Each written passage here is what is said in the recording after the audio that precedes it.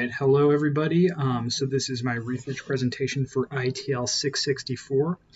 My research topic is critical pedagogy, English learners, and history social science. So I didn't include a definition chart with my presentation. I included it in my actual paper. So HSS means history social science, just so anytime you see that, because it does come up a lot. So a little bit about me. So I've been working in education for 4 years. That started when I was an instructional assistant in college, and then I went on to become a substitute teacher, long-term substitute teacher, and professional tutor for about a year and a half. I finished my student teaching in December, so I taught a section of world history and a section of freshman geography during that time. And so I've got my credential, just waiting for the next job cycle. And one of the reasons I really got motivated to explore the topic that I'll explain is because I enjoy thinking about ways to engage students in historical research and conversation, because not many students just are as passionate as I am, because I'm just kind of a history nerd. And so I really look for ways to engage them in discussions and in research projects based on history and have them really dig in. So my title is pretty much my research topic, but I'll introduce the main questions that motivated me. So there are a few big questions that help me target my research, and when I'm writing, these are the questions I'm always coming back to. So how can critical pedagogy help ELLs learn about politics and socioeconomics? So the big thing I wanted to do is I didn't feel like I had anything more to say about language instruction for ELLs or content instruction, because I feel like there are just thousands of books on language instruction for ELLs. And the SEDAI framework really does a good job of laying out how we should instruct ELLs for content. So the angle I wanted to go at is, how can a pedagogy which has influenced linguistic instruction but not really been reintroduced since the 1990s, how can that pedagogy help us to prepare ELLs to go into a world where there is a power imbalance, and how can we prepare them to recognize the nuances of our politics and socioeconomics? How can a curriculum based on dialogue and inquiry meet the needs of SEDAI history social science students? And so I'm really going from a curriculum standpoint here. I'm looking at lesson design. I'm looking at content. And I think I wanted to go with that lens instead of just pure strategy, because there is the tendency for content instruction to really ease off an emphasis on power dynamics. I think that's just because we often think that students are not prepared for that, and so I think we really should be emphasizing that in our curriculum models, especially for minority students like ELLs. And then why should we be teaching ELLs about politics and socioeconomics? And this is a question I had to answer in my initial rough draft of my introduction, because my critical friend at that point in 662, he pointed out that a lot of the theories I was basing I was rooting my project in could be seen as radical and made me sound like I was from the Marxist left and just way out there politically. But I don't think it's really a matter of politics, because we should operate from an assumption that power dynamics exist, and we should be preparing ELLs to navigate and advocate for themselves in our political and socioeconomic system. And so my entire proposal statement can kind of bring all these questions together, and it reads: critical pedagogy can be a useful tool in ELL HSS classes to help students learn about political and socioeconomic realities. So I kind of mentioned my motivation for my study earlier. I really try to think about these ways to engage students, and I think that looking at everything, or thinking about everything and contextualizing the socioeconomics and politics of the United States can be really useful for students and engage them. But there are some other motivations. Is I have experience working with ELLs and SEDI history. I mean, I've worked with a lot of SEDI students, and I really think that there is almost a deficit theory for them, that they couldn't handle this. And the experience I've had with SEDI, with my history students in SEDI classes, is that they 100% can, because sometimes they are coming from cultures where there's even more of a power and political imbalance than there is here. And so they are more than ready to deal with this. They might just not be quite ready when they go out and leave high school to handle the nuances of the political system.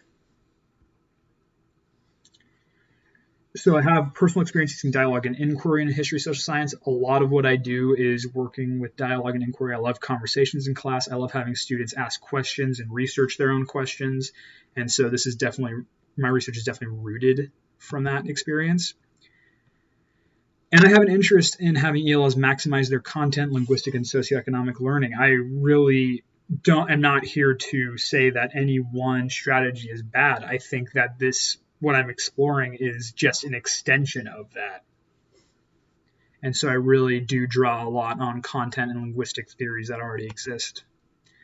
So some background for this research, because I think critical pedagogy is not widely known. So it originated with Brazilian educator Paulo Freire. And he basically came up with two concepts that I rely on heavily when thinking about how to establish a socioeconomic and political framework. So while working and teaching literacy in Western Brazil, he came up with these two ideas that he published in his book, Pedagogy of the Oppressed.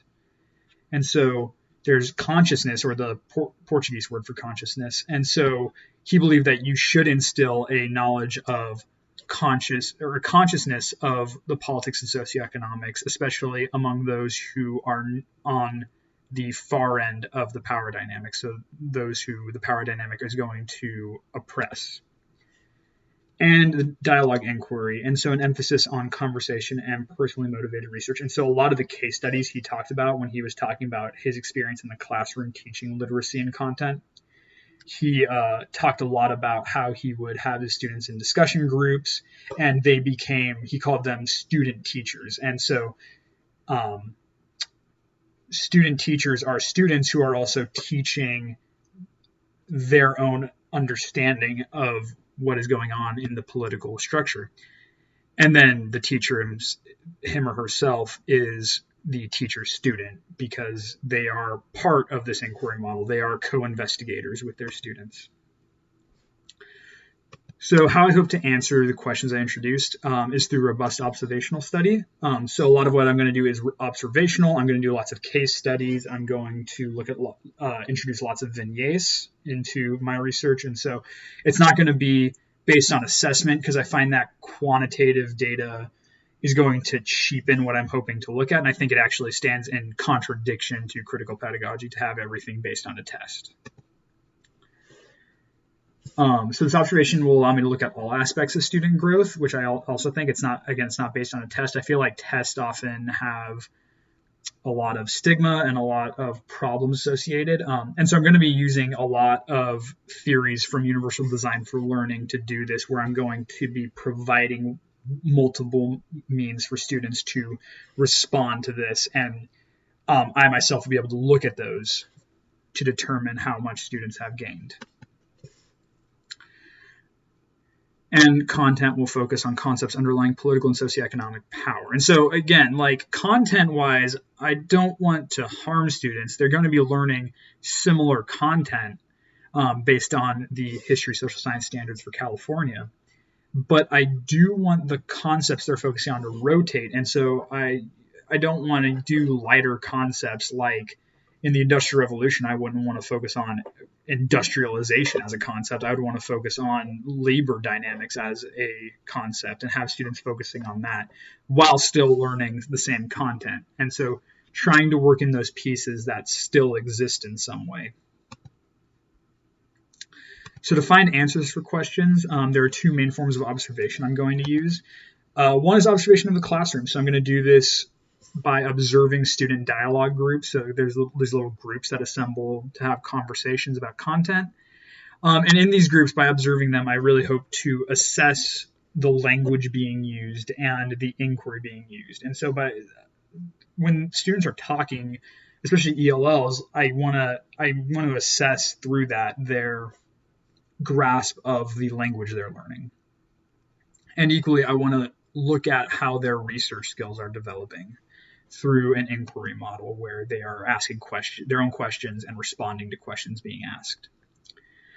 And I'm also going to be interviewing the classroom teachers because obviously I will not be doing this in my own classroom. I really hope to be branching out and working with different schools to hit different populations of ELLs, because the school districts I work in, you might have 17 students in a Sedai history class, whereas other schools I've worked in have 40 per class. And so not only there's linguistic diversity in different schools, and I want to make sure that this model is robust enough to work with multiple populations of ELLs and not just privileged populations like in the district I work in.